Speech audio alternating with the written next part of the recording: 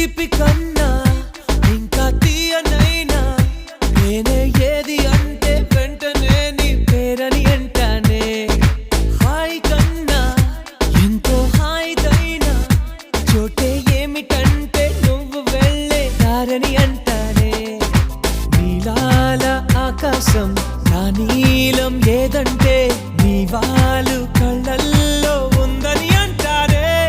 అప్పుడో ఇప్పుడో ఎప్పుడో